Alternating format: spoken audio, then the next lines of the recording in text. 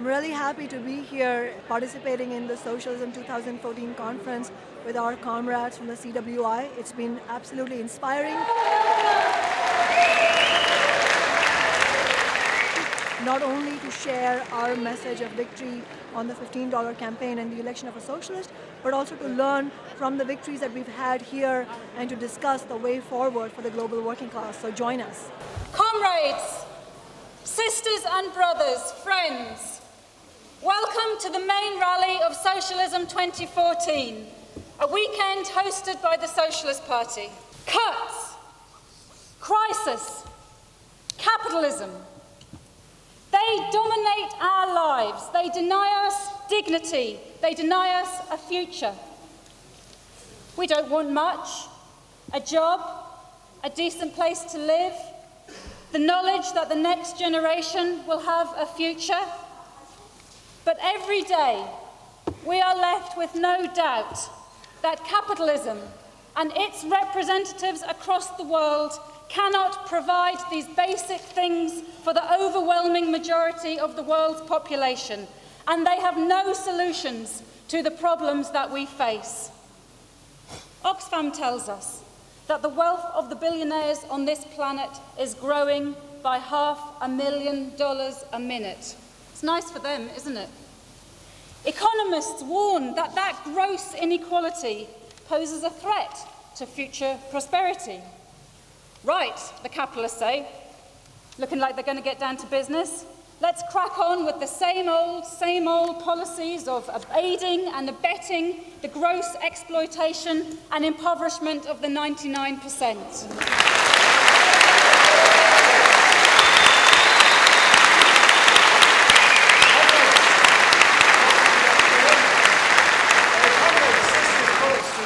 I offer you fraternal greetings from the Bakers Food and Allied Workers Union. I wish you well for your conference. Obviously, Sarah said, she said, listen, it's my birthday and I'm having a bit of a party and would you like to come and speak? So I said, absolutely, Sarah, as long as you buy the first round. And I'm glad I put Sarah in the chair first because I'll get out before I have to buy the second. But it's an absolute pleasure to be here. And, you know, anywhere I go, one of the most important things and the important messages that I'm able to give is when our members went on strike in Wigan, that strike wasn't just about the issues that they were facing. It was about a test for the labour movement. Because we are a movement, and sometimes we forget the power and influence that our class has. And that was a demonstration of what happens when our class comes together and stands together. Because we keep getting told you can't beat 0-hour contracts. Well, yes, you can. Look at the example of Wigan. 24 0-hour contract workers, 24 full-time employees, same terms and conditions, not a single person on less than a person to work alongside, no second-class worker in Wigan, no second-class worker anywhere, and that's the call that the trade union movement should be making. Never accept that workers should be treated as second class. And that's why it's important that we come together. We come together from the left, the trade union movement, the community groups, and the community groups that we're working alongside on the fast food campaign. The fast food campaign, which is now using the banner of Hungry for Justice, because that's about uniting our class. It's about saying we're sick to death of second best. It's time we're going to take it back. No longer is it acceptable to say we can pay a person not based on their skills, but based on their age. It's time to end and abolish the youth rate. 1 million young people out of work is a tragedy. It's an absolute travesty. And it demonstrates the youth rate doesn't work. So we want an end to the youth rate. We don't want reform of 0-hour contracts. We want them abolishing. That's how you deal with contracts that are there to just abuse people. And the other factor that we're calling for, the most important factor, is we don't want a society that has to depend on benefits. We want a society that when you go to work, you can live with dignity. Let's end the need for people have to fill in endless forms to prove they're working and living in poverty. Let's mean test the bosses, and let's make sure that every single worker in this contract gets a £10 an hour, not as a living wage, but as a minimum wage. We should accept nothing less. £10 count for every single worker, and it shouldn't depend on your age.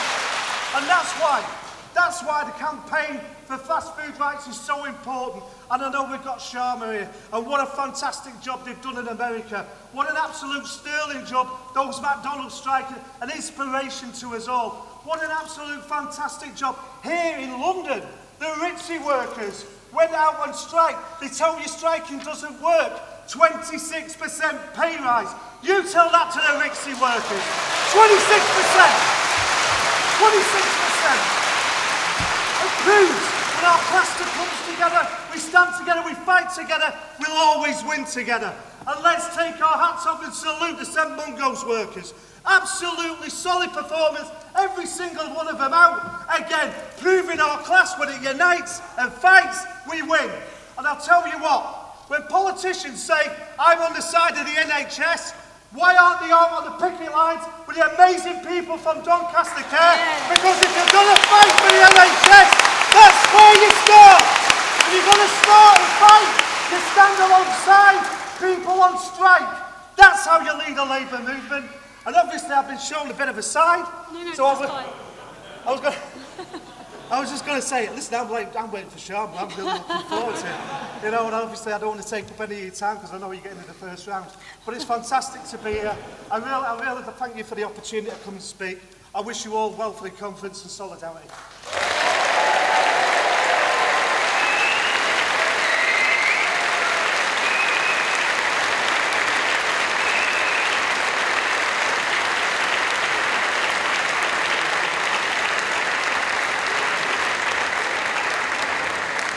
Wow, what a great way to start us off. Thank you very much, Ian, and I'm sorry for rushing you. You still had a little bit more time, but that's brilliant. We'll keep it nice so we can get to the pub and see who buys the second round. Right, okay. And referendums aren't our chosen methods of struggle, but blocked by the right-wing trade union leaders and with no mass workers' party, the Scottish Indie Ref gave the working class, and especially the youth, those fantastic 16 and 17-year-olds, an opportunity to show the Tories, that's the blue Tories, and the red Tories, and the yellow Tories, what they thought of them and their austerity policies. Our next speaker, as a member of our sister party in the Socialist Party Scotland, campaigned for a socialist independent Scotland, and made the case during the referendum campaign for building mass organisations of the working class into that movement. Please welcome Brian Smith, the Secretary of Glasgow Unison, speaking here in a personal capacity. Please give him a warm, warm welcome.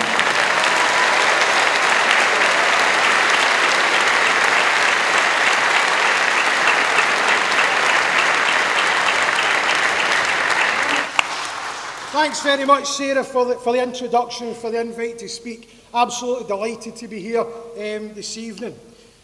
The Scottish independence referendum led to a huge radicalisation of working class people in Scotland.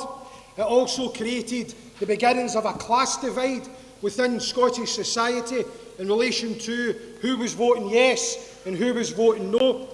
A massive anti-austerity vote, 45% of the people who voted yes. 1.6 million people, and that was about predominantly an issue to do with class politics, to say there should be a different way of running society, and crucially, we don't want any more cuts. That was the message those 45% were given to the establishment of the UK. Huge participation in the referendum. Over 90% of adults who were eligible to vote registered to vote.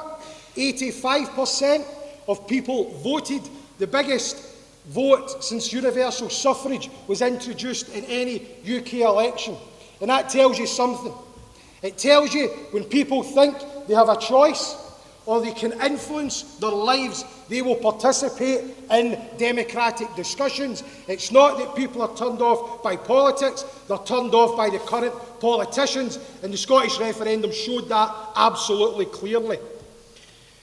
The working class of Glasgow, of Dundee, of West Dumbarton, of North Lanarkshire all voted yes, and in the housing schemes of the council areas that voted no, they were still voting yes. The majority of under 55-year-olds in Scotland voted yes, and over 70% of the 16 to 17-year-olds who got the vote for the first time voted yes in the referendum. The public meetings that were organised were huge. Tens of thousands of people participated in public meetings in villages, in cities, in towns across Scotland, a politicisation that we hadn't seen in a generation. Tommy Sheridan spoke to tens of thousands of people in the Hope Not Fear tour, which he led, and we were part of that. And I'll come on a wee bit later on to say something else about Tommy. In relation to the socialist position that we adopted, we did not adopt a yes position for narrow nationalism. We adopted a yes position based on what's best for our class, what's best for the 99% in society, and with the clear understanding that the most militant, the most advanced and the best layers of the Scottish working class and young people saw the yes vote because of an absence of trade union struggle and a Labour Party selling them out as a proxy for doing something different. And that was why we came to the position of supporting a yes vote within the referendum, but not uncritically. Our slogan was yes, but fight for socialism, because the SNP's programme for a capitalist Scotland would not remove poverty, would not create jobs, would not give us our children a future, and we were absolutely clear about that when we were making the argument that you should vote yes and fight for socialist measures, public ownership, using the wealth to create jobs, to create an education system, to create homes for people who deserve them, and crucially, the idea of a new working class party as part of that struggle, so that we could then say an independent Scotland would then look to introduce socialist measures and link it up with a unity of calling for an independent socialist England, an independent socialist Ireland, an independent socialist Wales, and of course the idea of a socialist Europe. That was the call that we made, and the call for a working class party was absolutely critical within the campaign that we were involved in. The No campaign was led by the three establishment parties at the UK level: the Tories, the Labour Party and the Liberal Democrats. In the later days of the referendum, they went into a blind panic and pulled out all the stops, but the only thing they didn't use was the actual state forces to try and bully people into voting no. They used the IMF, used the chief executives of Deutsche Bank, they even used the Pope and the Orange Order. There was unity in Scotland. The Pope and the Orange Order were both telling folk to vote no, as well as Obama and the Chinese government. So the idea that 45% of people actually resisted that is actually an incredible development. Clearly,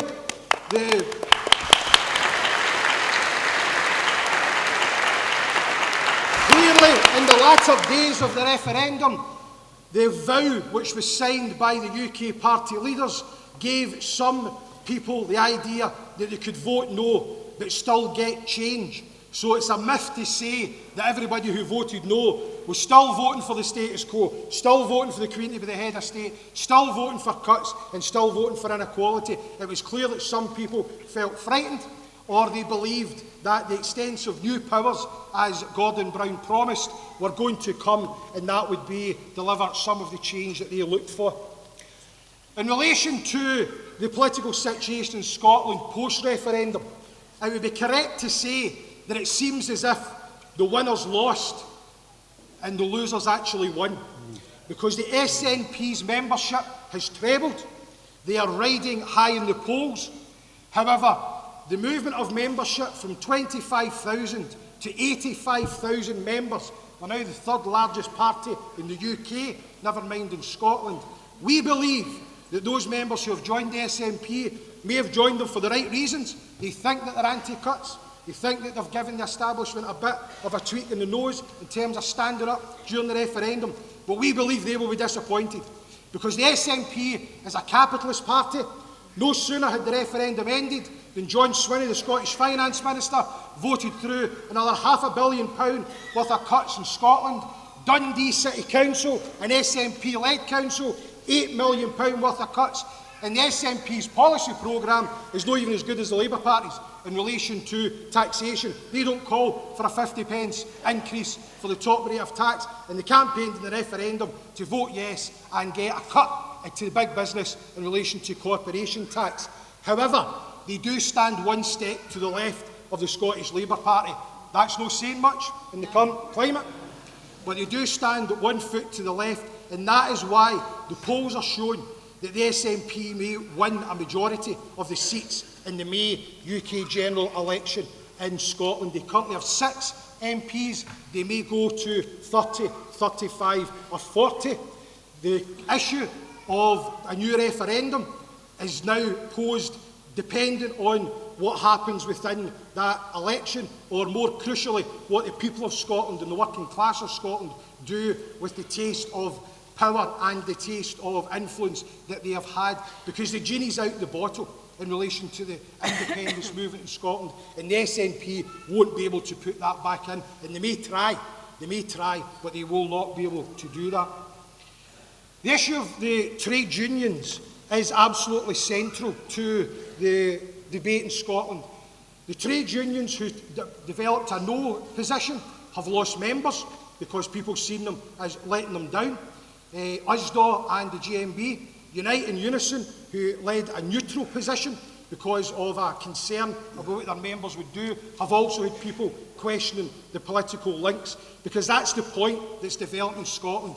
We have to break the link with the Labour Party, and the referendum in relation to the trade unions and the trade union membership makes that absolutely clear.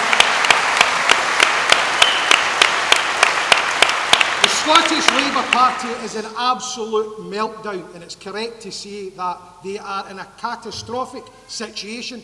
They may end up losing almost all of their seats at the general election next year. Some people may still vote because they want to get rid of Cameron for the Labour Party, but it's clear that they are in no way going to hold the 41 seats that they have in Scotland. And that's because they were seen as bullies.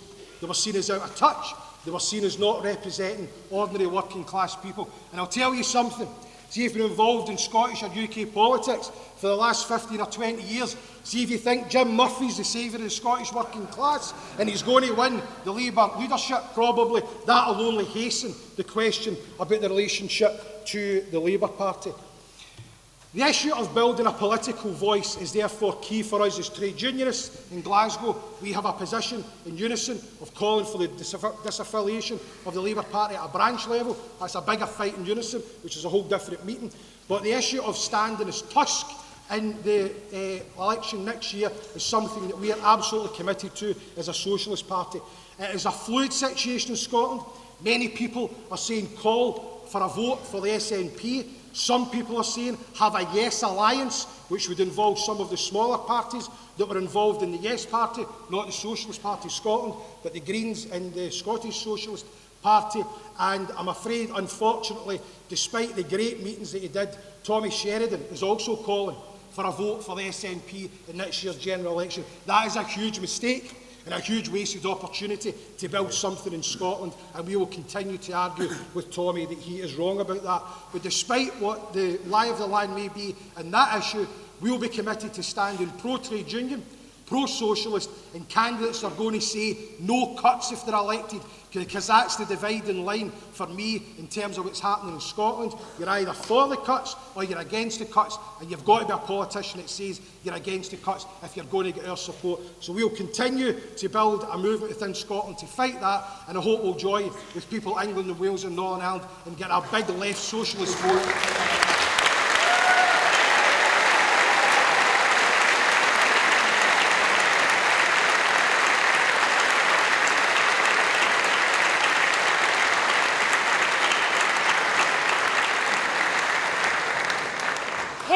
To that. Thank you very much, Brian. Before I introduce our next speaker, I'd just like to ask you all to show that same solidarity that you showed to Brian with the comrades who've travelled through the night from Scotland from the Socialist Party Scotland to come and join us for the weekend. So let's...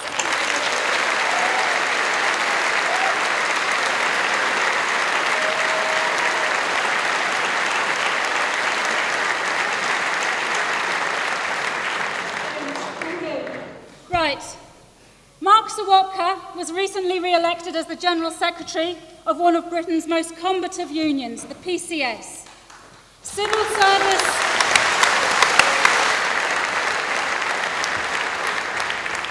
Workers in the civil service are at one of the sharpest ends of the government's austerity measures. But Mark and the socialist leadership in the PCS mean that union forms one of the sharpest points of resistance to the Tories and the fight for an alternative to cuts, crisis and capitalism. So please give a warm welcome to Mark Sawatka.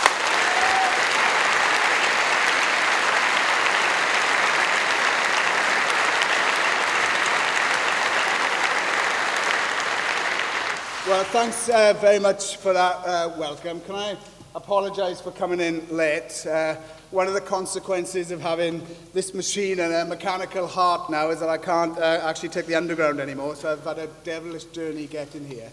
But can I say, first of all, what a fantastic turnout there is on such an awful night. What a fantastic turnout, and I'm sure you're going to have a fantastic weekend.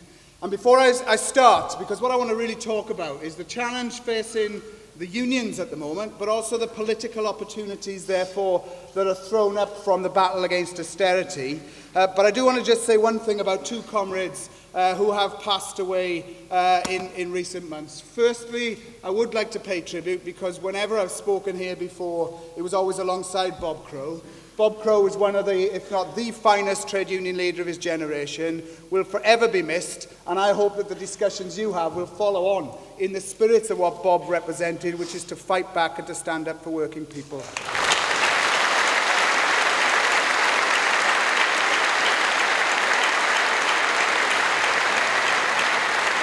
I also wanted to briefly say something of one of your own who's recently passed away, Andrew Price from the UCU and from South Wales, somebody who I didn't know very well, but often when I returned to Wales, which is as often as I can, whenever I did political meetings down in Wales, Andrew was almost always in the audience making a socialist contribution, and Andrew too has a long legacy of contribution to this movement, and he too will be sorely missed. And I hope again we can remember him during the next couple of days.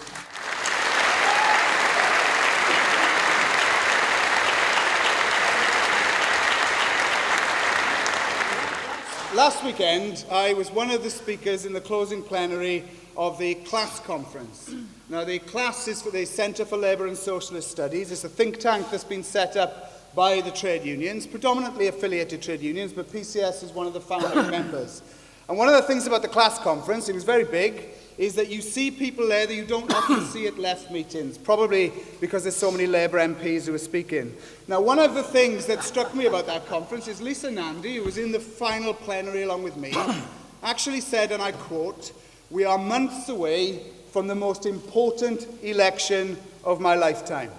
Now, true, she's had a short lifetime, but I would say that for somebody to say that, it actually must implicitly mean that they genuinely believe that the choice facing the British people at the election next May is so absolutely critical, that what's on offer is such diametrically opposed in terms of the alternatives they offer to this country, that it's a no-brainer that people must vote Labour, get the Tories out, and by definition, all of our problems will begin to go away. Now, I think in that one sentence, she summed up what's wrong with politics at the moment.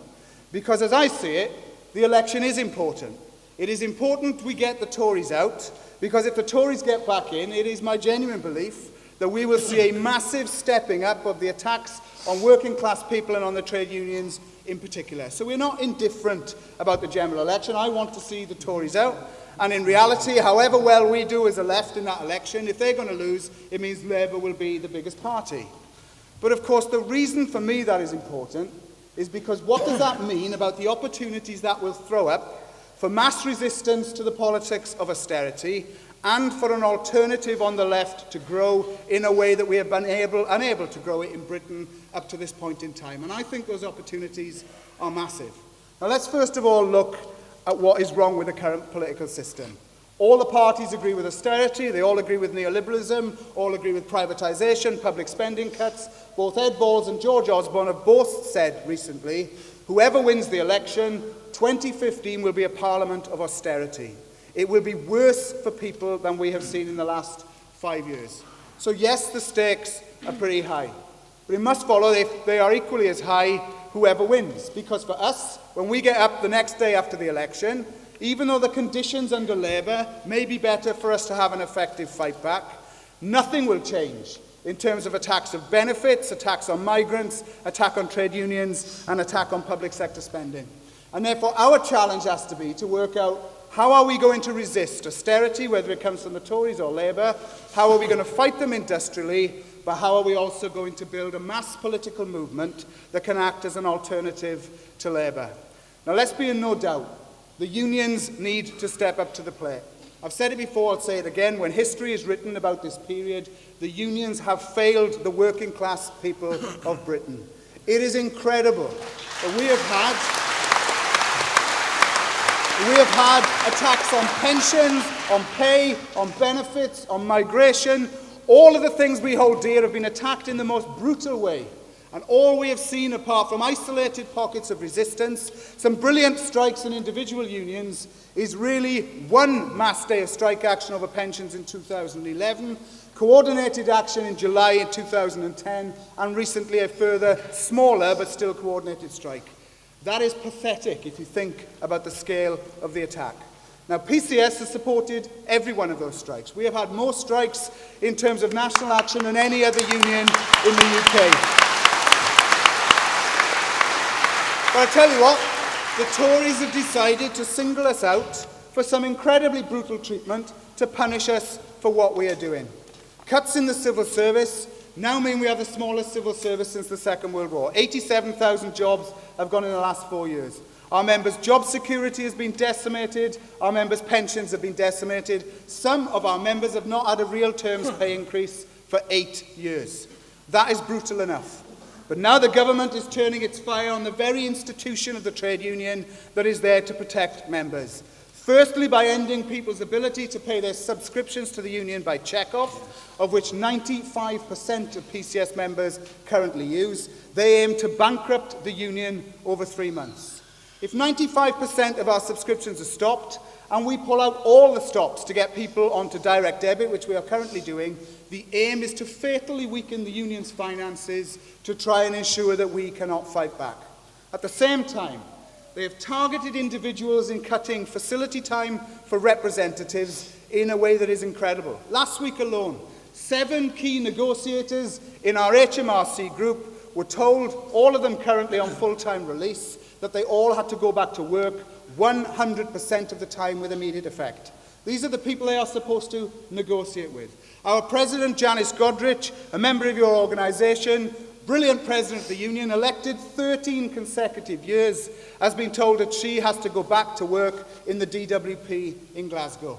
Now, this is a strategy to try to smash the union, its finances, its representative structure, and the members we represent.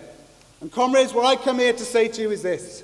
If you are faced with that type of aggression, like other unions in the past have done, unions that have also been attacked more brutally even than this, like the National Union of Mine Workers, the answer has to be, if you do not organise, stand up and fight no matter how hard it gets, the future will be bleak for everyone, and that is what we intend to do.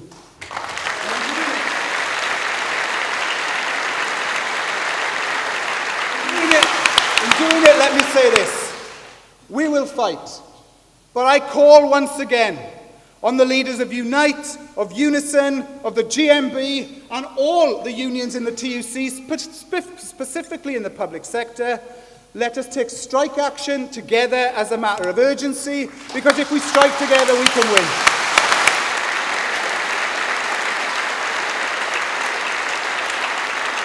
Comrades, that's the challenge facing the unions. After the election, it is likely to get even harder for us. I have no doubt if the Tories get in, it will be made illegal to strike in the public sector if they introduce thresholds for ballots and ban strikes in essential public services.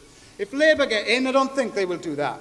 But they will still carry on with Osborne's spending plans. They will still be cutting back on welfare. They will still be attacking people. So what do we need? What we need, what this country needs, in the same way we've seen in Spain and Greece and Germany and France, is a mass movement against austerity, a movement rooted in socialist politics that can not only fight against austerity now, whether it's in the local community against the closure of local services or nationally against pay restraint and mass redundancies. We need to see that movement built, and we haven't got it at the moment. And that should be a movement based on some clear principles. It should be a movement based on this, that we should bring back into public ownership the national rail network, the utilities, water, and all of those essential public services. I'll tell you what else it should be. What else it should be is to nationalise the banks. You know, when our money is used to bail out the banks, what they're doing is nationalise the debts and they privatise the profits. Lloyds Bank, 40,000 redundancies, and yet they've made £1.6 billion worth of profits in the first 9 months. If they're going to behave irresponsibly, I say, let us run the banks and bring them under public control.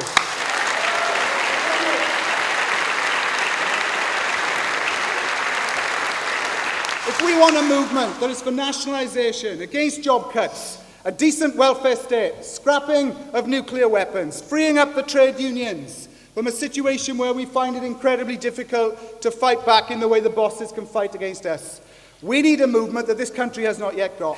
And out of that movement, if we can build it, and if your organisation can be a key part in it, what will happen is this. We will see effective fight backs. We will see victory starting at local level and moving up to national level. We will see the change in political consciousness in England, Wales and the north of Ireland in the same way as we have seen in Scotland, having gone through a campaign that really was about austerity and the type of society that we want to live in.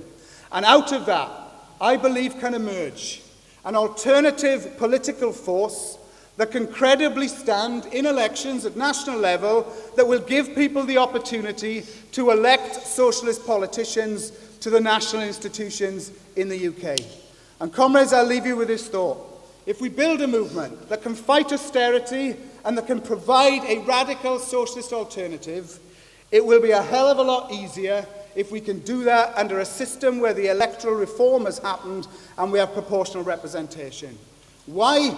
Not because I'm an anorak who looks at different electoral systems and I've got a fetish about it, but because if you look at all the countries across Europe, including in Ireland and in Greece and in France and in Germany, the left has been able to poll millions of votes, where those votes have been allowed to count in a fairer electoral system. So I think the time has come for us not just to fight austerity, not just to fight for a political alternative, but to also make the arguments to democratise our politics.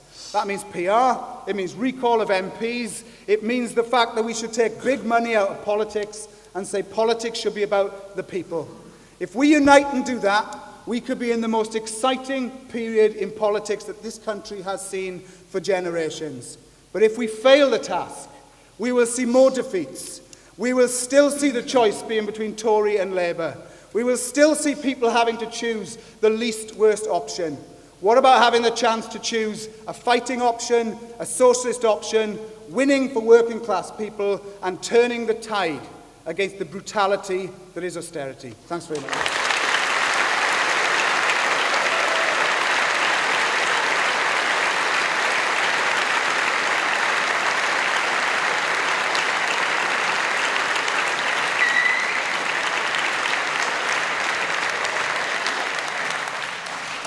Many thanks for that, Mark.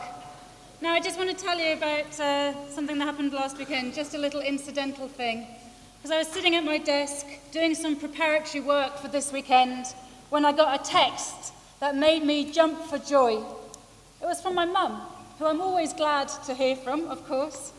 But it said, this particular text said that she was on a march of 1,000 people against the water tax in the small town in the west of Ireland that I grew up in.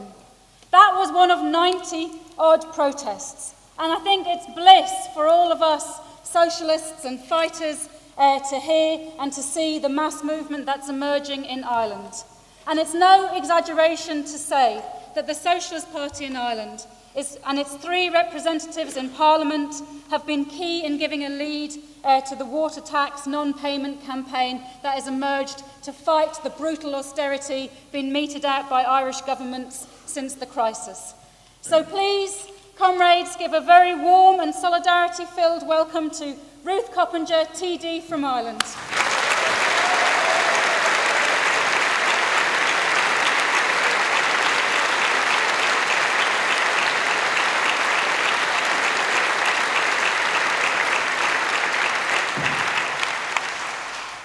Thanks, comrades. As Sarah said, it's been a great month of Saturdays in Ireland.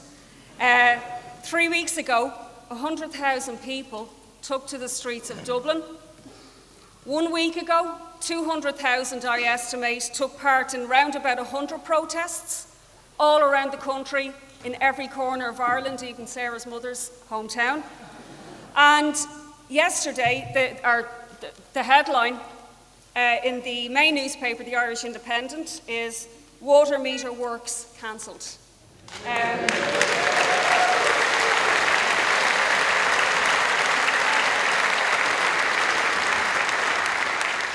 Things are far from over, comrades, obviously, but how did this happen? How did it happen that the country, which was the poster boys and girls for austerity, for EU, IMF and Troika compliance, suddenly would decide to disobey their parents and come out onto the streets in such numbers? Well, rarely does the Irish Independent sum up the situation, but I'll tell you what they said. This is about so much more than water charges now. This is a pent-up reaction, gushing out against the double-dealing, greed, arrogance, cronyism and downright stupidity of an unfit for purpose political system. That's not from the Socialist, that's from Martina Devlin, a columnist with the Irish Independent, and it just sums it up perfectly. Now, to put things into perspective about the scale of what's taken place in Ireland, 100,000 people in Dublin, population of Dublin's 1.1 million. Translate that to London, that's 800,000 people on the streets of London.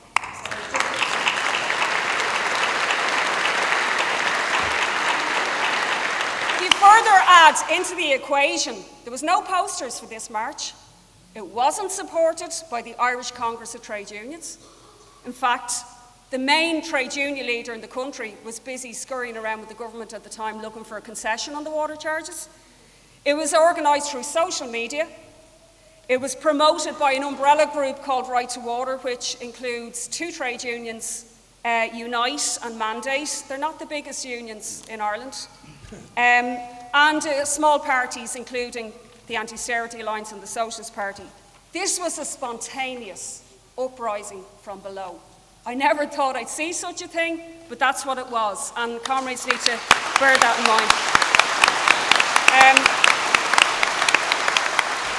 In my own area, Blanchardstown, where obviously myself and Joe are the TDs, the stops were pulled out. We had a march of 5,000 people in Blanchardstown alone. And when you consider there was other marches in the city centre, which a lot of people wanted to go into, they wanted to be in a bigger march, not in the local march.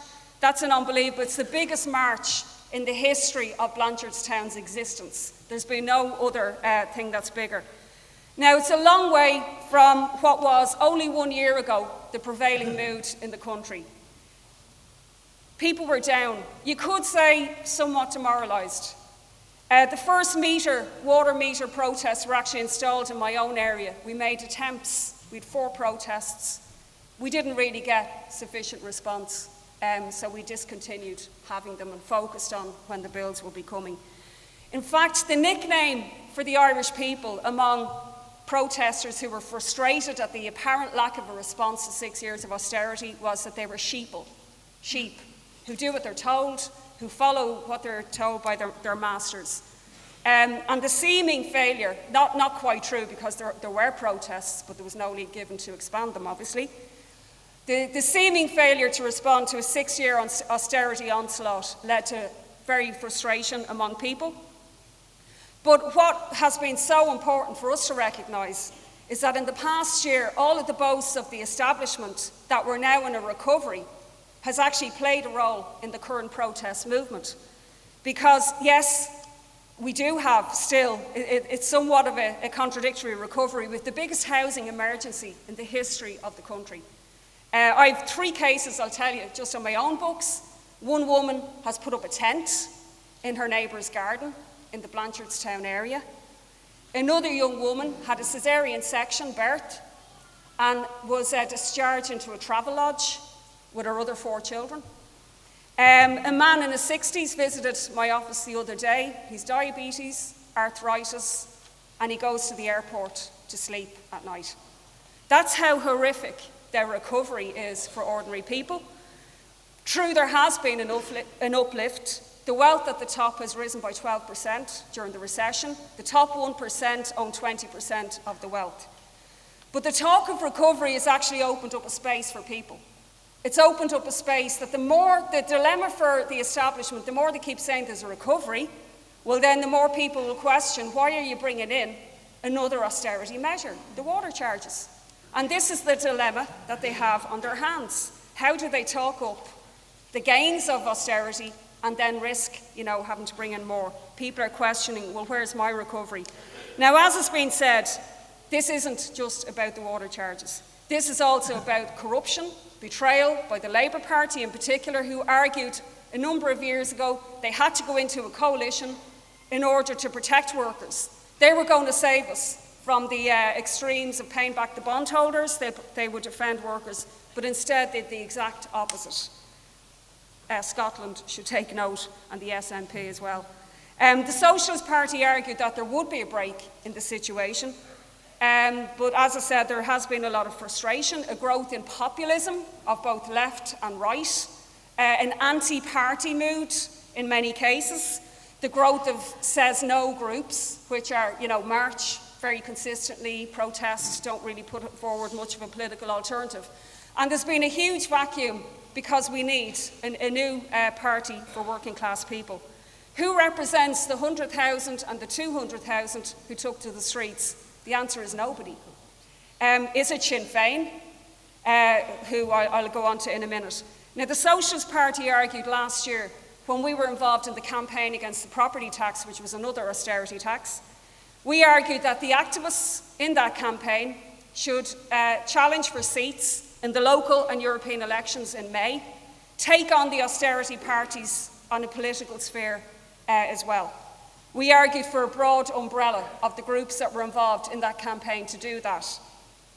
We argued the field shouldn't be left clear for Sinn Féin to just ride on the anti-austerity mood that was in society. Sinn Féin aren't a left party. They're involved in imposing austerity in Northern Ireland.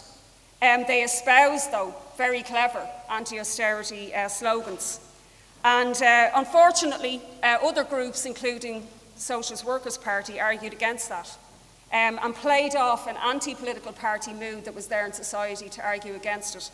But nevertheless, activists did join us on that project, and it's led to the setting up earlier this year of the Anti-Austerity Alliance, which went on to stand 40 candidates in the elections, won 14 council seats, which I think is an amazing achievement.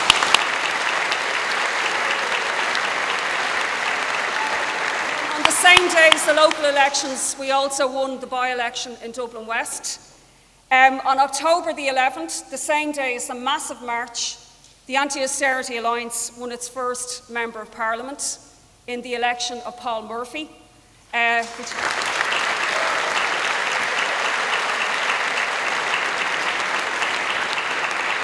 So in other words, we've taken on Sinn Féin twice and won this year, and it can be done. And the idea of others on the left that they should be given a soft ride and not be challenged has been broken twice this year.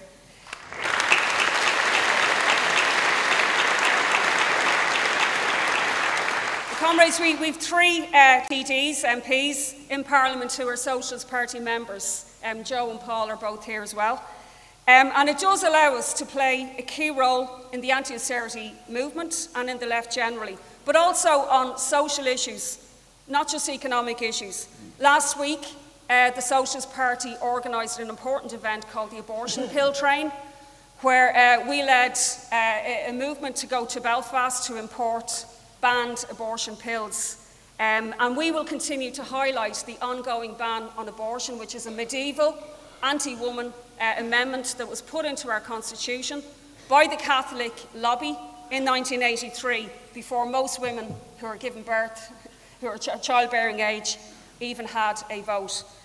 So we will continue to challenge on all of those social issues the legacy of the Catholic Church having such a dominance over health and education in Ireland, which I think is very important for Socialists to play a role on those issues as well.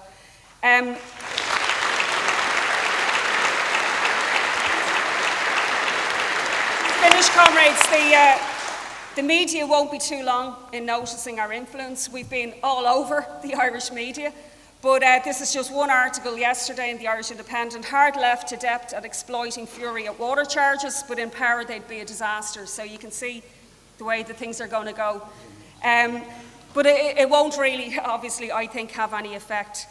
Comrades, there was an interview done just after Paul won the by-election, and it was put to the main opposition party, Fianna Fáil.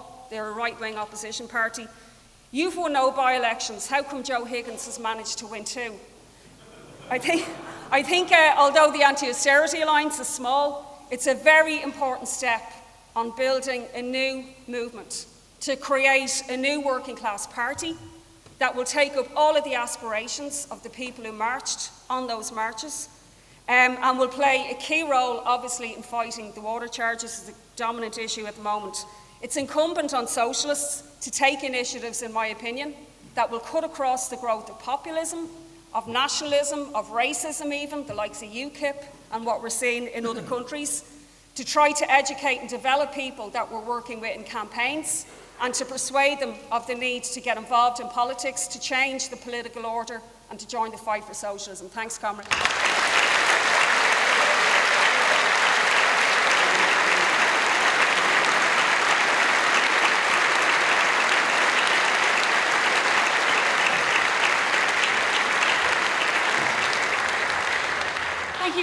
Thank you very much, Ruth, and also thanks to Joe Higgins and to Paul Murphy for coming over, and for the other comrades who've come from Ireland to be with us this weekend.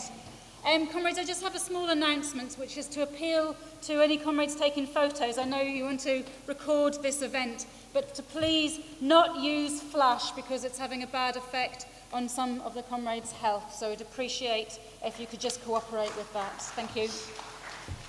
Right. This weekend and this rally is the first opportunity that we've had to properly mark a historic date. In October, we had the 50th anniversary of the Socialist Party and of the Socialist paper and the militant its forerunner.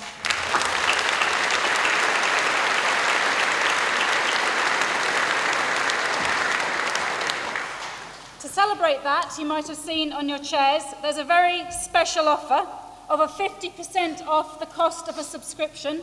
Like I said, there's a flyer on all your seats, and it's only available during the Socialism weekend, so I urge anyone who doesn't yet have a subscription to the Socialist paper to take that up immediately. Now we're going to have the first of tonight's 2 keynote speakers. Peter Taaffe is the General Secretary of the Socialist Party, and as such, he is very well known to many of you here. Over those years, decades, Peter has written many of the articles... Not quite centuries. 2 centuries. Peter has written many of the articles, as well as very important books, that have provided understanding and explanation of the situation facing the working class in Britain and in the world, and of course, also putting forward what is needed to change the world as we need to do. The hallmark, as you know, of the Socialist Party is our understanding and our confidence of the centrality of the working class in the struggle to change the conditions of the 99% who suffer under capitalism. So here, To present the ideas and perspectives of the Socialist Party, please welcome General Secretary Peter Taft.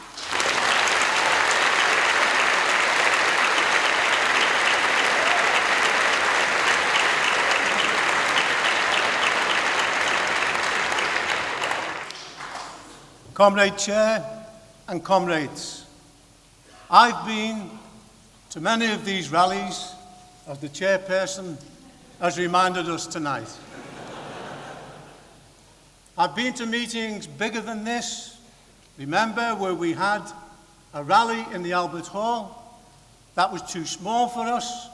We then had to move to the Alexander Palace to an incredible meeting in 1987 where there were about 7,000 to 8,000 people attending that rally.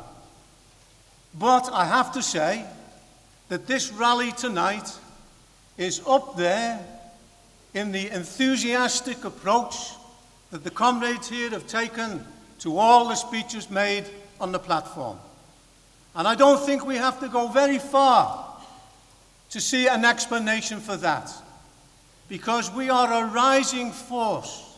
It's been shown by the success of our sister party in Ireland, where we have 3 MPs at the present time.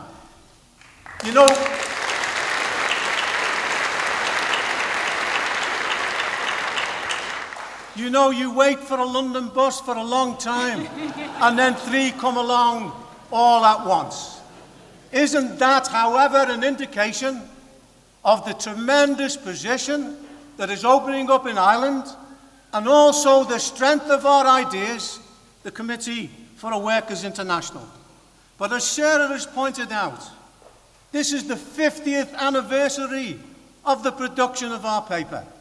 I've been privileged to be the editor of that paper from the beginning, and now the General Secretary. We started off with a handful of brothers and sisters, 40 in total from a national point of view.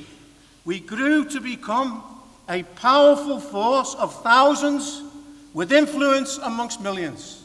If you're doubtful about that, just read the speech that Mrs. Thatcher gave or drew up, but didn't actually deliver because of the Brighton bombing. She actually said that militant tendency, along with Arthur Scargill, were the enemy within. And amusingly, by the way, she referred just in passing, because she probably had too many whiskies at that time, that Neil Kinnock was a stooge of Arthur Scargill.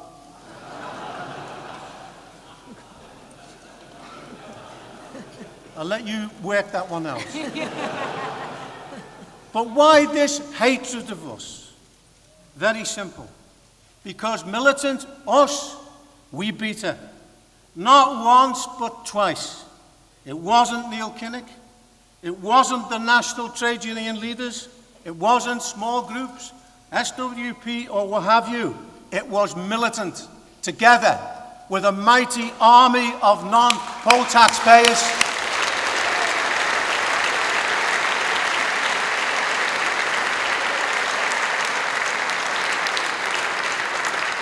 That brought Thatcher to her knees. And that was done in the same way as the comrades in Ireland are now battling away on the water tax. There's a marvellous article in this week's issue of the Socialist which details the battle that is unfolding there. It was the same in Liverpool. We have the immortal, or representatives of the immortal 47 councillors, Tony Mulhern, Harry Smith, Paul, who were in this hall this evening.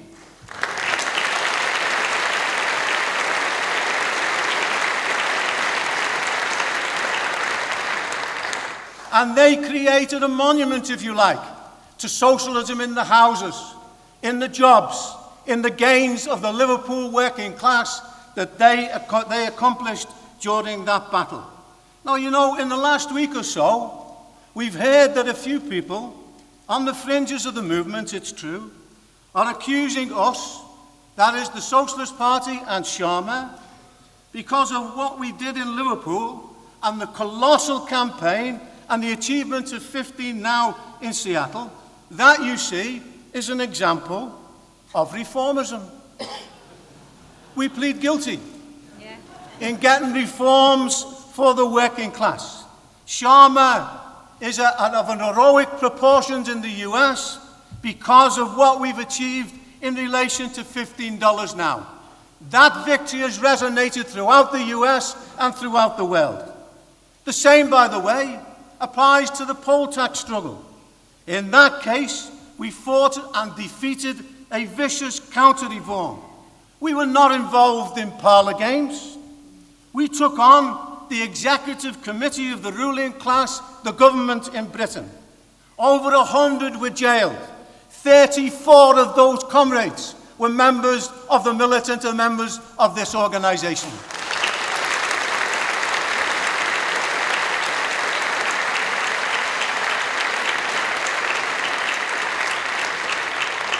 It demonstrated not in theory, but in the living reality of the experiences of the working class of what could be accomplished if you build a determined leadership that's prepared to go to the end. And that is the same in relation to Ireland. It's a privilege to have Joe Higgins here sitting in the audience, unfortunately, to have him here at this conference with the achievements of him and our comrades in Ireland.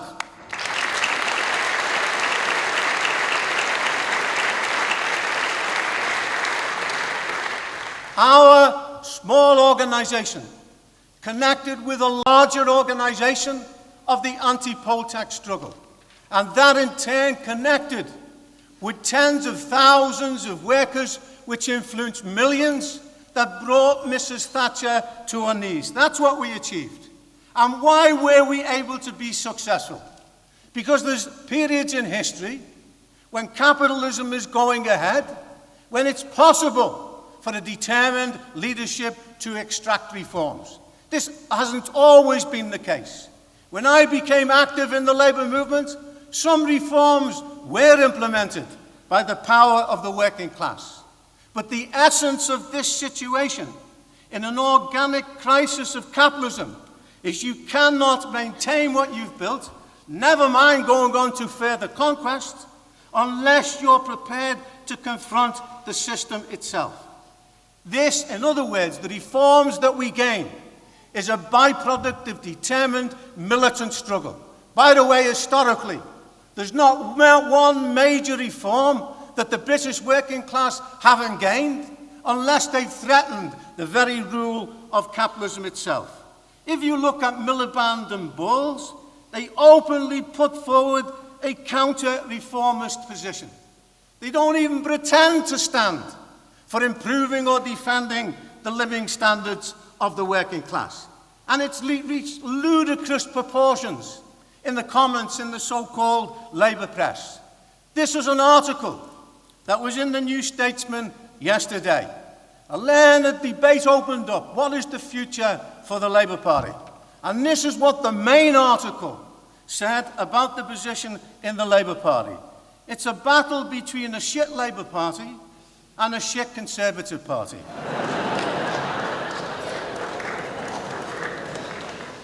The winner will be the one that's a little bit less shit than the other.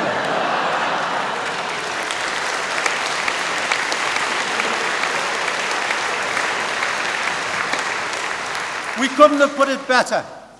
But that's from a Labour frontbencher, by the way.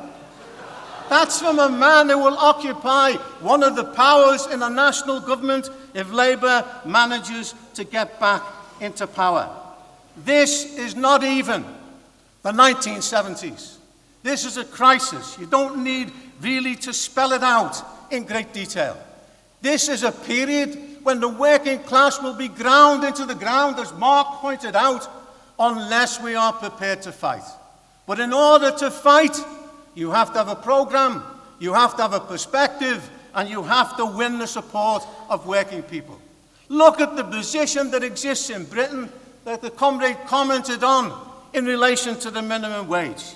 If the minimum wage had increased at the same rate as the bosses pay, it would now be worth £19 an hour.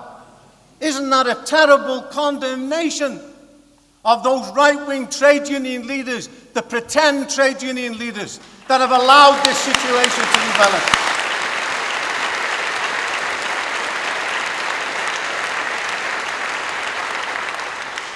And let's be clear about this. The enemy class is clear about what the position is in society. Warren Buffett, who was once the richest man in the world, I think he's the second richest man at the moment. When the issue of class warfare came up, he said, there is a class warfare, all right, but it's my class, the rich, that's making the war, and we are winning. Engrave that on all of your consciousness and be determined that we fashion a movement that can defeat not only this Buffett, but defeat the system that produces this situation. Inequality is the big issue in the US and here that everybody is talking about at the present time. But inequality is woven into the very fabric of capitalist society. It's contained in that act where the capitalist exploits the working class. And what does he gain from that? He gets in his profit unpaid labor. And the capitalists will go to the ends in order to defend their profits. George Osborne is correctly seen as a representative of the cold cruelty of the British ruling class. He was booed at the Olympics, and rightly so. But nevertheless, that's the reality of capitalist society today. Karl Marx once said that the capitalist is a rational miser. That means that he accumulates wealth, and his job really should take some of that to plough back into production, to develop industry and develop jobs for working people. But at this moment in time, any profits that they make is going back into the bank. If you take the figures in America alone, something like $5 trillion are piled up in what they call cash piles, not invested back into industry. That's 1/3 almost of the gross domestic product of the US. Capitalism is failing. What we have at the moment, according to the experts, in the whole of world capitalism, Britain and America appears to be doing better than anyone else. Well, tell the audience here tonight that that's the case. Tell the working class that that's the case. What we have is a joyless and a jobless recovery that hasn't benefited working people very much. The same situation in the US. That's why Obama failed in the midterm elections. When the Republicans didn't score a huge victory, as a matter of fact, most young people and even workers abstained. They didn't vote in the elections. Why should they? When young blacks are shot down in Ferguson, and we've intervened in Ferguson, our black and white comrades in America in that battle. Why should the black and the people of colour turn out for Obama when he's turned back and deported more immigrants than all previous presidents put together? That is not an alternative.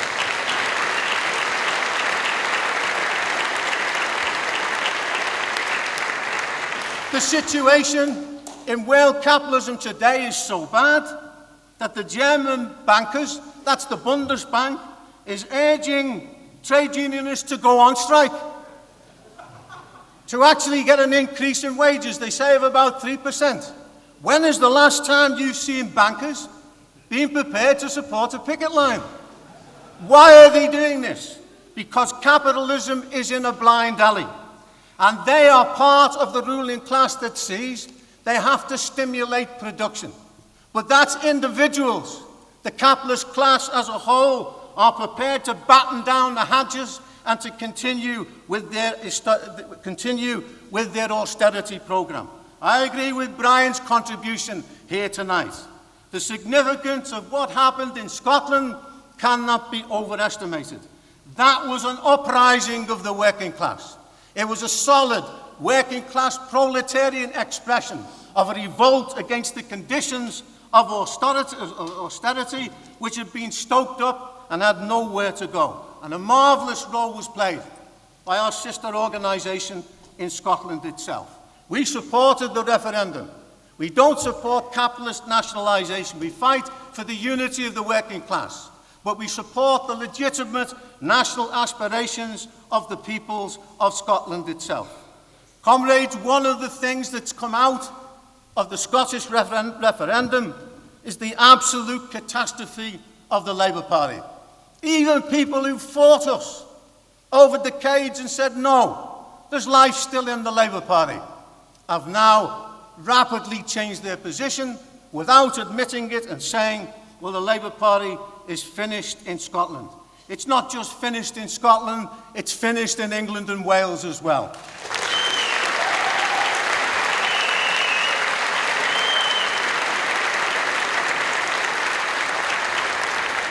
As Mark pointed out, new elections will not enter the situation one iota. If it's a Tory government, in whatever disguise, with the Lib Dems participating or not, it won't make a slight difference to the lives of working people. 70% of the cuts that were designed a couple of years ago are still to be carried out. What a battle we have, merely to defend what we have, never mind going on to new conquests. If Miliband sneaks in, he's unlikely to challenge the status quo. There's younger members of the Parliamentary Labour Party are hoping for a Labour defeat. They've actually got a position of revolutionary defeatism as far as the Labour Party are concerned. Why? Because they don't want to inherit the mess that exists at the present time. They are afraid of power. A Labour government will be a disaster, which will mean the end of Labour. Look at the position at the last Labour Party conference, when Bowles was booed at a Labour Party conference because he said openly, as Marx pointed out, they're going to raise the retirement age even more. Because he also said they're going to attack the youth, and that is criminal, by the way. And they're going to attack the benefits of the poor and so on. What reason is there for for people voting Labour, apart from keeping out the Tories and hoping against hope that something will turn up in the future? When Lenny McCluskey a couple of months ago warned that if this goes on, the members of his union are preparing to break with Labour, and he said openly are looking towards a new Workers' Party. And he said this could happen after the election. We say to Lenny publicly here, as we said to him when we discussed in his office, that's too long, Lenny. The working class are looking for an alternative now. Why not join the rest of Europe and the world? Look at what's happened in Spain with the formation of Podemos, out of nothing, if I'm not mistaken, earlier this year, to about 1.2 million in the Euro elections. And now, in a matter of months, is the largest party in the polls in Spain at the present time. If something like this was created in Britain, in my opinion, it would not immediately, because of the different electoral system, but over time it would gain the ear and the support of working people itself. That's why Tusk is the future of the Labour movement. The decision to stand 1,000 candidates in the elections and 100 parliamentary candidates that will give us an electoral broadcast, that's a bold move. That's an enormous step forward.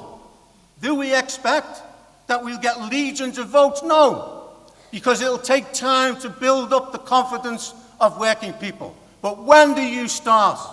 When they're coming for us with the lorries to take us away? Because that is the situation that could develop in the not too distant future in France, for instance, where it's possible that Marine Le Pen will beat any candidate from the left if there was a general election. By the way, that would trigger off a movement of the French working class similar to 1934 that would try and bar the way. What kind of society are we living in? When last week The Guardian said paupers' funerals were on the increase. When in the city of Sunderland, you can't even find a pawn shop because the people are so poor they can't even go to a pawn shop itself.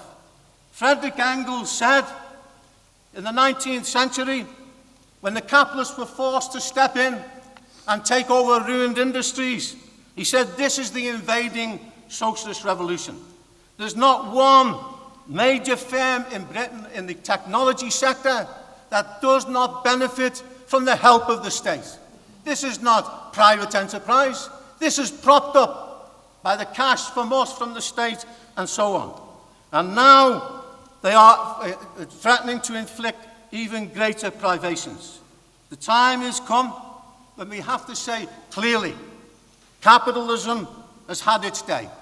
It played a progressive role when it was able to develop the means of production. That no longer is the case. The only way forward is on the basis of a socialist, democratic plan of production. We have an article in the current issue of Socialism today. And what we say in effect, look at all the enormous capacity that is developed through the genius of working people in the technology that now is at hand. It could abolish want and privation and give us a human existence, really, for the first time. But capitalism will never do that, because what stands in the way is private ownership and the nation state. It's only possible if the working class takes power, reorganizes society, and organizes a democratic plan of production. I'll end in a way on this theme. I mentioned about Thatcher in the beginning. Why does Mark Savoca get such hostility from the press? Why did Bob Crow generate so much hostility? And he will get the same, no doubt, in pressing for the minimum wage. Because they know that these are people who are fighting seriously against the system. You know, the ruling class is schooled in its universities and its schools. It's schooled in the statecraft on how to take on the working class. And what you find with Osborne and Cameron, particularly with Osborne, is they come back if they're forced to beat a retreat, like they did with the miners in 1981. They come back, they stockpile the coal, and they prepare for war. They are relentless, but we also are relentless. We represent that wing of the working class that says openly what is. We don't give a sugary coating to the realities of capitalism. You don't stand up, you don't fight back, you don't organize for a new society, these people will crush you, not once, but on a number of occasions. And that's why we say, here tonight, on this 50th anniversary, on this marvelous platform that we've organized, we want a humane society. Also, we want to organize our own funeral, not for paupers, but for a discredited system that should step off the scene of history. You are outmoded. We can achieve socialism, and it will usher in a society of solidarity, of love, of colossal possibilities both here and worldwide. Now, the last point is this generation, typified by those in the hall, are lucky. Not that you've won the lottery or anything like that. Something much more precious. You can participate in the building of a force which will change the world. There have been periods of retreat and reaction. This is not one of them. Ireland shows that. Scotland shows that. Britain tomorrow will show that. We're going with the grain of history. Let us build a force that can lay the basis for a socialist world. Thank you.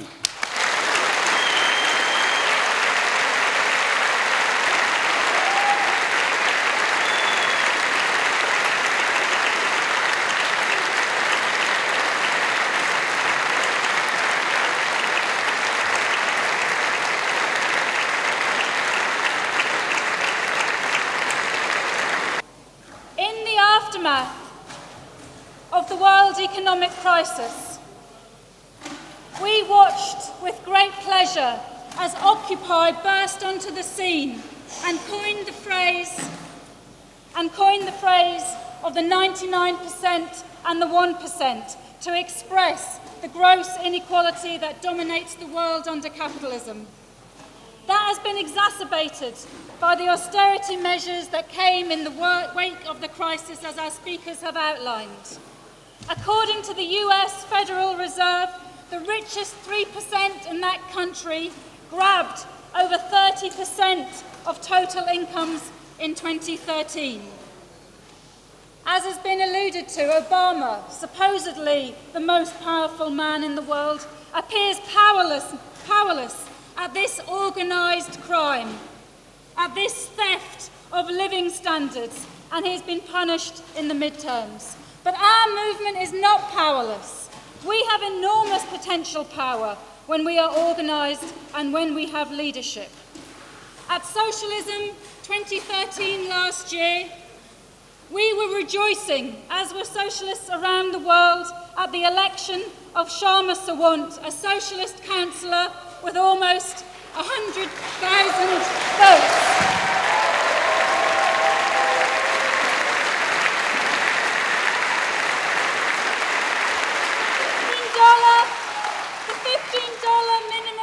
Victory has been an enormous inspiration. It shows that workers can win. Over the last few months, when we've been preparing and telling people about this event, members of the Socialist Party, I feel like we've been blowing people's minds because we've been telling them what that victory means. That $15 means 100,000 workers in a city the size of Glasgow being lifted out of poverty, paid for by a $3 billion transfer from the bosses to the lowest paid.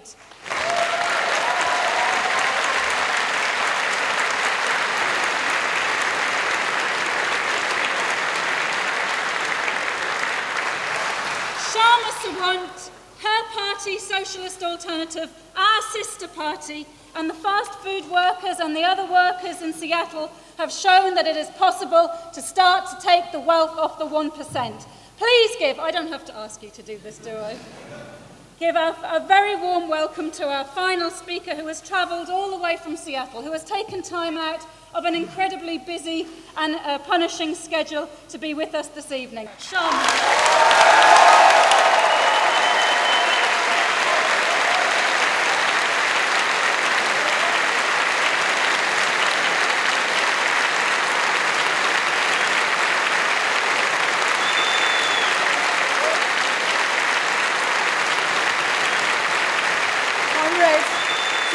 Brothers, thank you so much for this warm welcome and the standing ovation I will accept on behalf of Socialist Alternative and the CWI. I thank all the inspiring speakers who came before me and the generous contributions that you all have made. And as Dave correctly said, the working class is fully capable of exercising its solidarity and making enormous financial sacrifices in the wake of their own suffering. And you have shown that here today.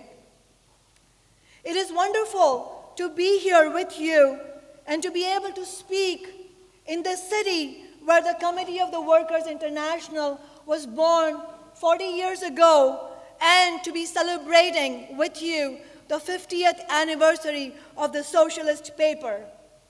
I bring you warm greetings from Socialist Alternative in the United States, who, as Sarah said, are the sister organization of the Socialist Party in England and Wales, of the Socialist Party in Ireland, and our organization in Scotland.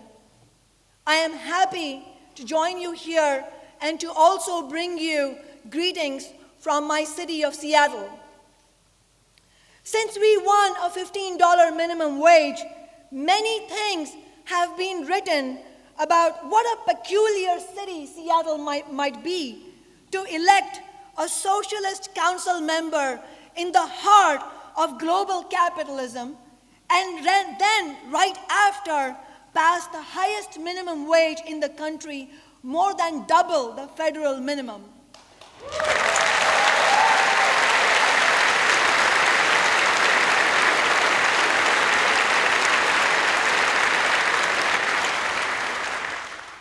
And while Seattle is a very beautiful city, I can tell you that our election to City Council and the victory on 15 has less to do with the particulars of Seattle and far more with the early awakening of the US working class.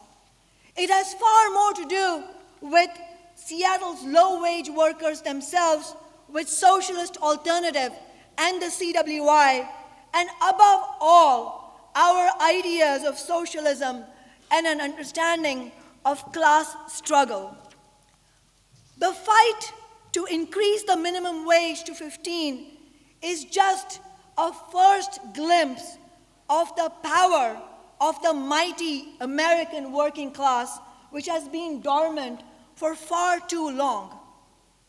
Our election last year as the first open socialist in Seattle in a century, and the success of 15 now, the grassroots campaign we have launched, show the searching of American workers for a way to fight back against the assault on their living standards.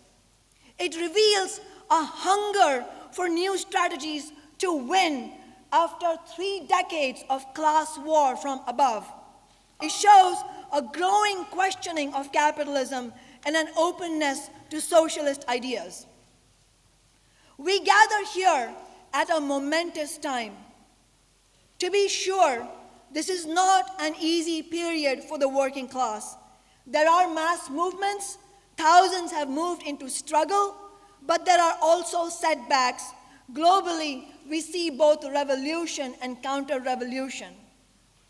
But the working class stands at the threshold of movements on a gigantic scale that will convulse society in the months and years to come. It is our good fortune that we will be able to shape these struggles, and we have already begun. Socialist Alternative, together with you and all of our comrades in the CWI, has scored stunning victories in the US over the last year.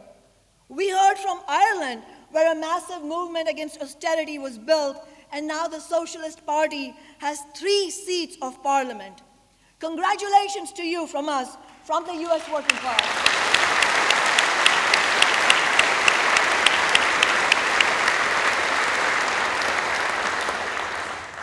And of course, there has been our breakthrough in Seattle. After winning the 15 minimum wage through the grassroots movement, we have continued to use our council office as an unrelenting and unapologetic voice for the working class and against corporate politics.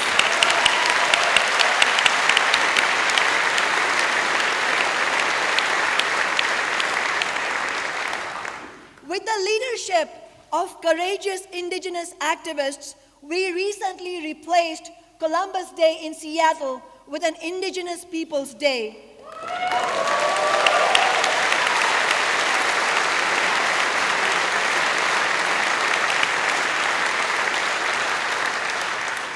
Transforming a day that celebrated a colonizer and mass murderer to a day that celebrates indigenous culture and will be a step forward in the fight against racism and discrimination.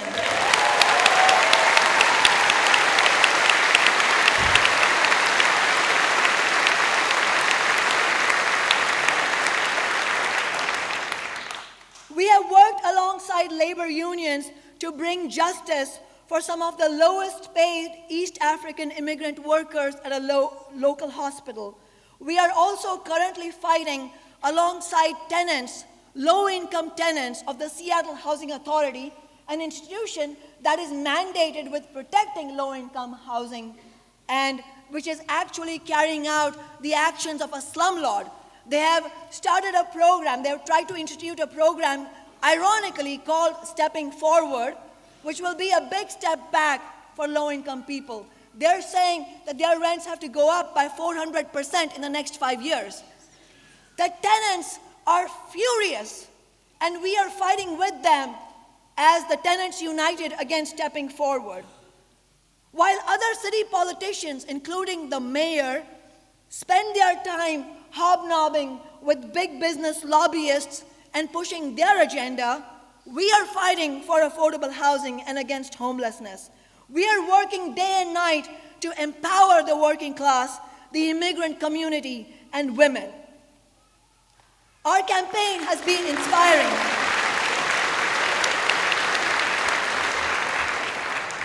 The Seattle City Council pays each council member around $117,000 a year.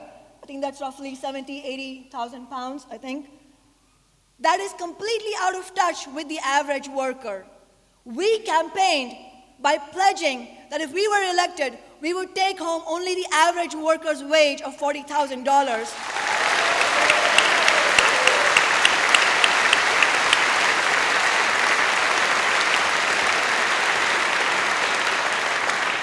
And we are putting the rest into a solidarity fund for workers' struggles the world over.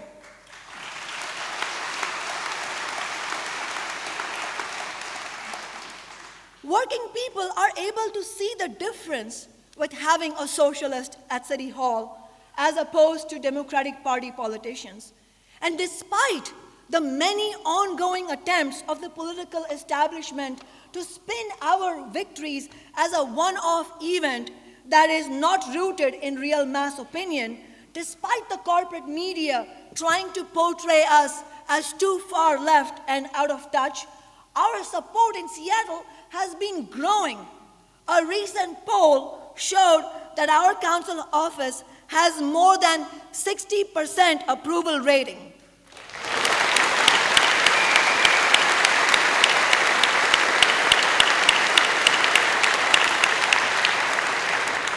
This is by far the highest of any council member in his or her district for next year's election. Of course, we should take nothing for granted and we should not be complacent. But we are confident that we will be able to defend this seat. Why? Because fundamental political and social shifts are beginning to occur in the US due to the effects of the deepest economic crisis of American capitalism in living memory and the bankruptcy of capitalist politicians. The results from the midterm congressional elections in the United States, which Sarah mentioned, with the Republicans taking control of the House and the Senate, are not indicative of any latent conservatism of Americans or a political shift to the right, as some bourgeois commentators would have it. Rather, they reveal the complete failure of the Democratic Party to deliver on any of the hopes invested in them after the election of Obama. The deep disgust of the American working class with corporate politics can be seen in the low voter turnout that Peter mentioned, with exit polls showing historic low approval ratings for the whole political establishment of the Republicans and the Democrats. 2/3 of even those who went to the ballot say that they don't expect any change from the candidates they just voted for. At the same time, the reactionary Republicans have won the Senate, but a wave of progressive measures have swept through in the elections. Minimum wage increases in the same elections were passed in 4 states, paid sick leave, marijuana legalization, and many other progressive measures. And yet the Democrats have been trounced in the same elections. Americans are moving to the left, and the Democrats have lost ground by yet again proving themselves to be shameless shills for the hated corporate establishment.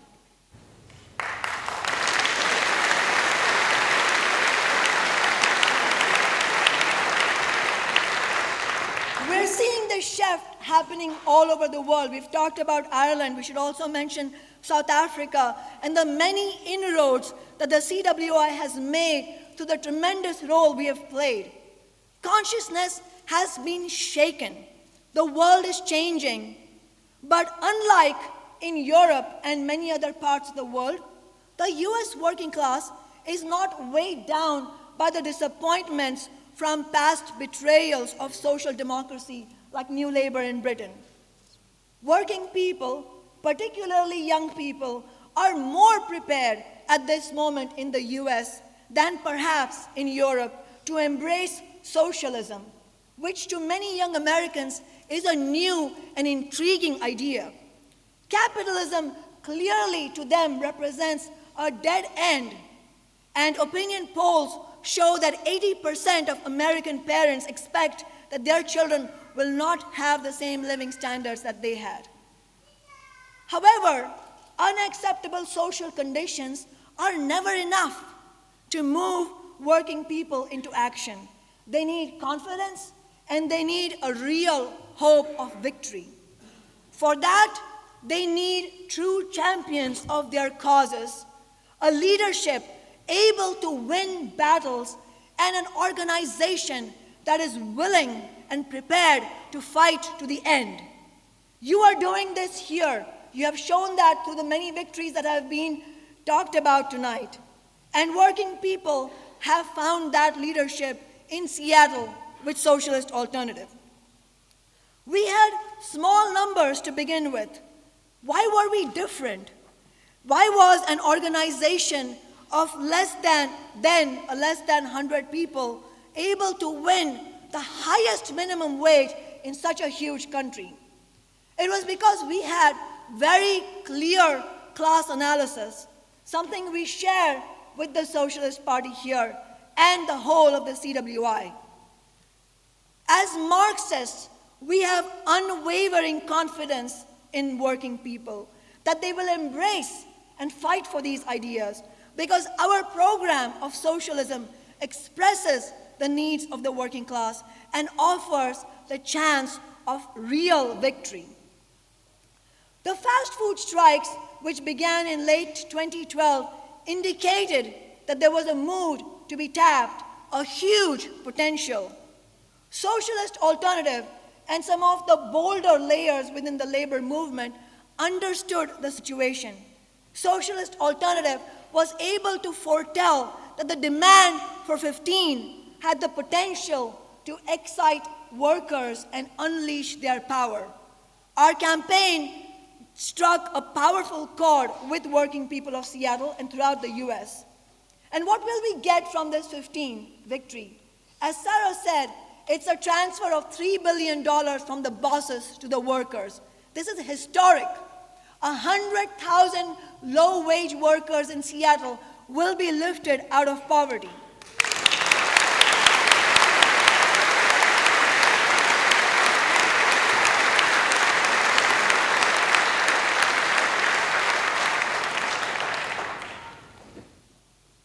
We see a massive and growing outrage at income inequality. The rich are enjoying a profitable recovery, while the living standards of most working people are still below pre-recession levels. We have managed to begin to harness this anger. We organized a powerful grassroots movement. We linked up with the trade unions, with the rising support of rank-and-file union members and a few courageous union leaders. Even some of the conservative union leaders were brought into the class struggle.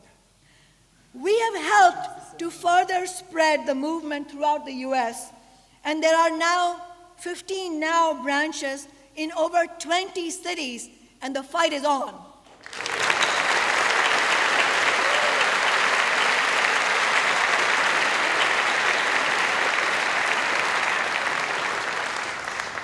The rebuilding of the trade unions is absolutely necessary. Too many trade union leaders are used to merely going through the motions, lacking conviction that they can defeat the bosses.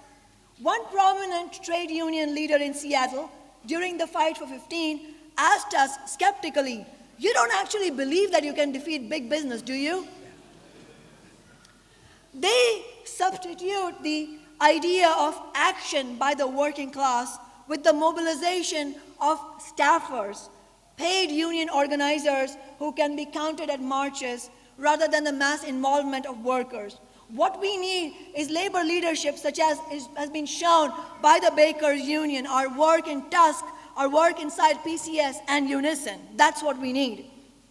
Our successes, you should roll yourself.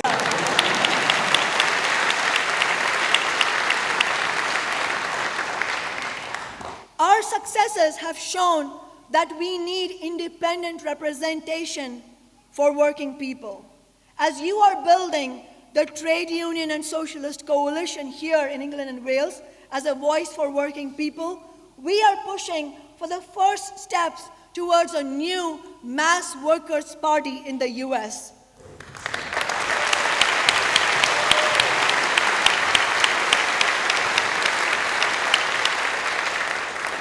A party that will offer a way to struggle not just against the insane Tea Partiers or the reactionary Republicans, but also against the big business agenda of the Democratic Party establishment. Too many so-called trade union leaders are still tied at the hip to the Democratic establishment that extorts the unions while selling out workers. Imagine the impact we could have if the labor unions would throw their weight, activists, organizational power, and money into promoting independent candidates who do not take money from corporations and into building such a mass workers' party.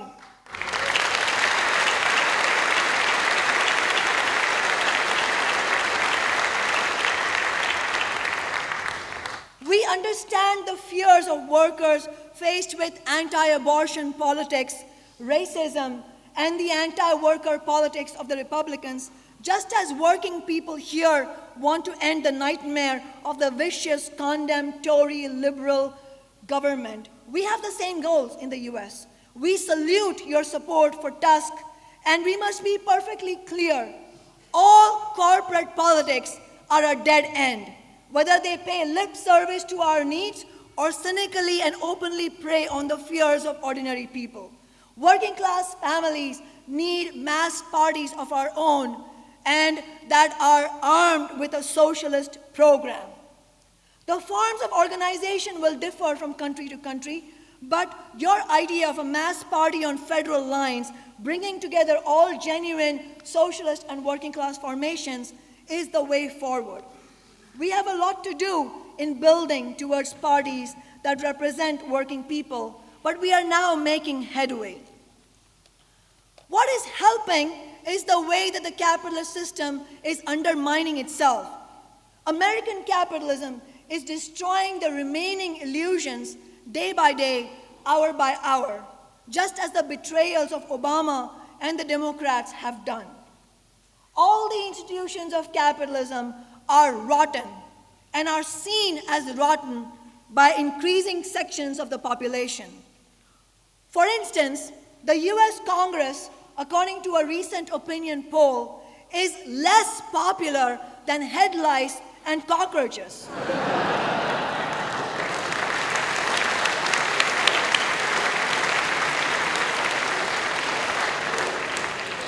It is a thoroughly discredited 225-year-old institution that clearly represents millionaires and billionaires.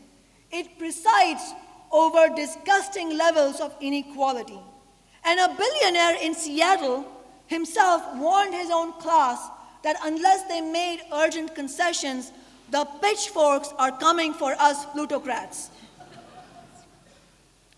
Big business and its spokespeople are terrified by this contagious effect that they know our victory will have and are determined to stamp out our example of socialism in action in Seattle. They intend to put up a left Democrat against me in the elections next year. They will have the fight of their life.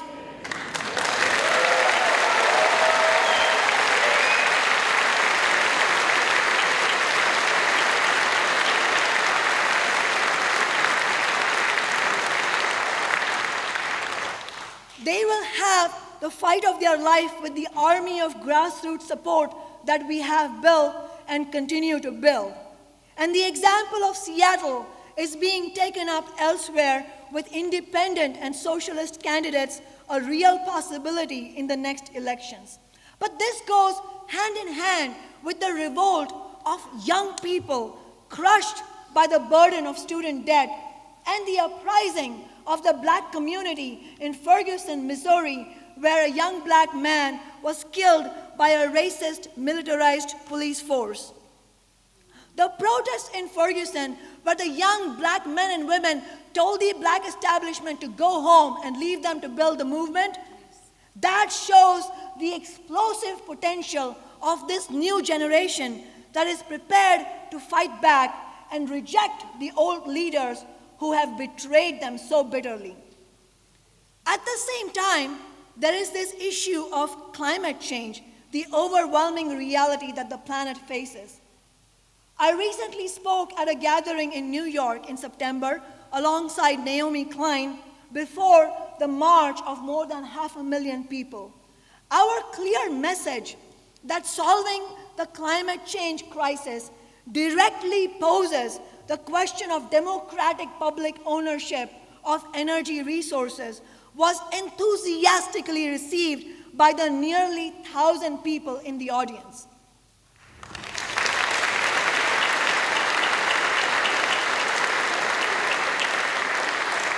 Our call at the same meeting for Vermont Senator Bernie Sanders to run as an independent working class candidate in the 2016 presidential elections was met with thunderous applause. A new chapter of mass involvement from below is unfolding.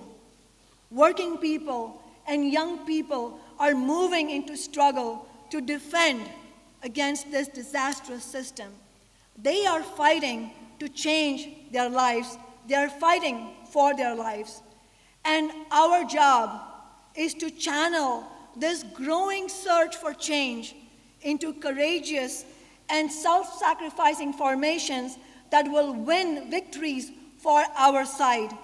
And we must build on those victories to usher in a new future, a socialist future.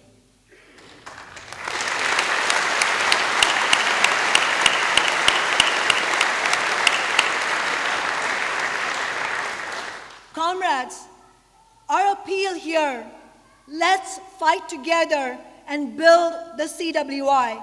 All of us here, let's fight together and build a powerful socialist movement because we have a world to win. Solidarity.